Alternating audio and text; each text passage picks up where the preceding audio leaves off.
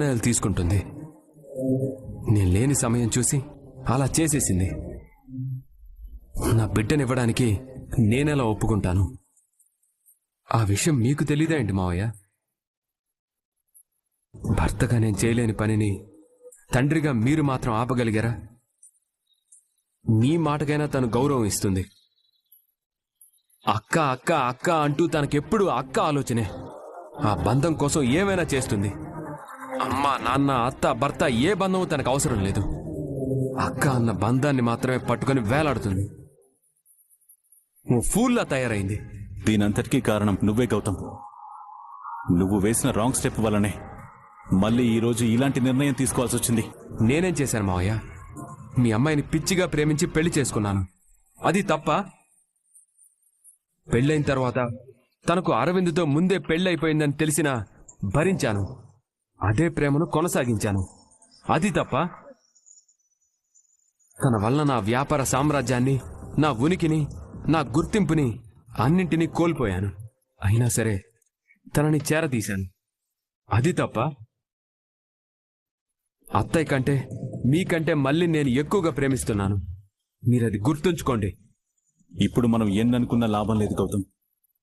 మీరైతే బిడ్డను కోల్పోయిన, ఇక నువ్వు ఆ బిడ్డ గురించి మర్చిపోవడం మంచిది.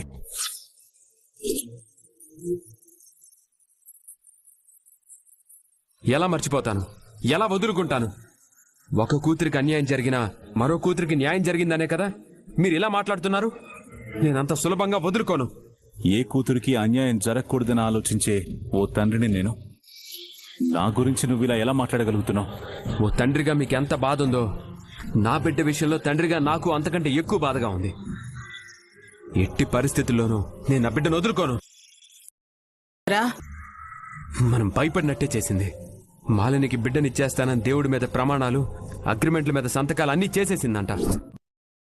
ఏవే త్యాగమూర్తి, చెయ్యాల్సిందంతా చేసొచ్చావుగా. బిడ్డనిచ్చేస్తానని మాట ఇవ్వటం, దేవుని మీద ప్రమాణం చేయటం, అగ్రిమెంట్ మీద సంతకాలు చేయటం అన్నీ అయిపోయాయంట కదా. అవును, మీ దగ్గర ఏదైతే చెప్పానో అదే చేశాను. ఏదో ఘనకార్యం సాధించినట్టు అంత గర్వంగా చెప్పుకుంటున్నావేంటి? ఒక అక్క బాధకు ముగింపు పలికాను. అందుకు నాకు గర్వంగానే ఉంది. అంత గర్వపడే పనేం చేయలేదే నువ్వు. ఆడజాతి సిగ్గుపడే పని చేశావు. పనికి మాలిన పని చేశావు.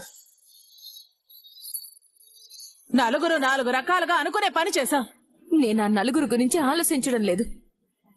నువ్వు ఇంట్లో వాళ్ళ గురించి ఆలోచించడం లేదు, బయట వాళ్ళ గురించి ఇంకేం ఆలోచిస్తావులే.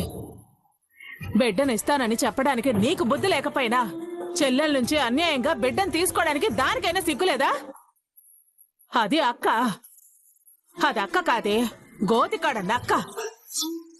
తోడబుట్టిన దానికి అన్యాయం చేస్తున్న తోడేలు. అక్క అనే స్థానంలో ఉండే అర్హత లేదు దానికి. దయచేసి అక్క గురించి అలా మాట్లాడకండి. నీ కడుపులోని బిడ్డను కోరుకున్న దాని మీద నా కడుపు మండుతోంది.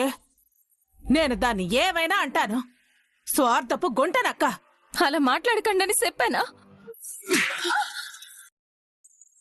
రే, కడుపుతో ఉన్న భార్య మీద చేయి చేసుకుంటావేంట్రా? ప్రవర్తిస్తుందా ఇది? అత్త అన్న అభిమానం, భర్త అన్న గౌరవం ఉన్నాయా దీనికి? కాపురం కూలిపోతుందన్న భయం ఉందా దీనికి? బిడ్డను దానం ఇచ్చేసి భవిష్యత్తులో నాతో సంసారం ఎలా చేద్దాం అనుకుంటుంది. నేనంటే వీడికి పిచ్చి ప్రేమ ఎలాగోలా సర్దుకుంటాడులే అని అనుకుంటుందా? ఇష్టం వచ్చినట్టు ప్రవర్తిస్తే ఊరుకుంటాను అనుకుంటుందా? ఏం చేసినా చెల్లుతుందిలే అని అనుకుంటుందా? బిడ్డనివ్వమని వాళ్ళిద్దరూ ప్రమాణాలు చేయమంటే చేశావు, సంతకాలు పెట్టమంటే పెట్టావు. బిడ్డను ఇవ్వొద్దని మేము అలా అడుగుంటే చేసుండేదానివా? వాళ్లలాగా మనం దీని ముందు కన్నింగ్ తెలివితేటలు చూపించలేదు కదా.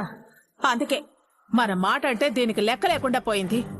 జరగాల్సిందంతా జరిగిపోయింది. ఇప్పుడు మీరు ఎన్ననుకున్నా ప్రయోజనం లేదు.